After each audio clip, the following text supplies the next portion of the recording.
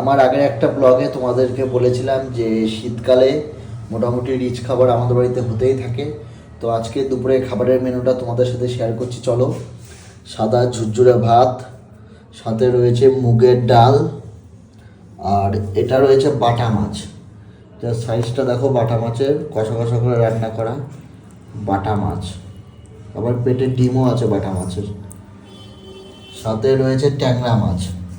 ট্যাংরা মাছও রয়েছে, বেগুন দিয়ে ঝোল করেছে ট্যাংরা মাছের। ট্যাংরা মাছের পেটের মধ্যে ডিম আছে। দেখো মাছগুলো পুরো আজকে রান্না সব। আর সাথে রয়েছে খাসির মাংস, দেখো চর্বি। খাসির মাংসের সবার আগে যেটা মনে পড়ে সেটা হলো চর্বি, তুলতুলায়।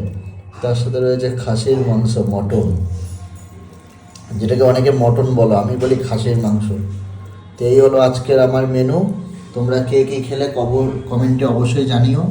Thanks for watching.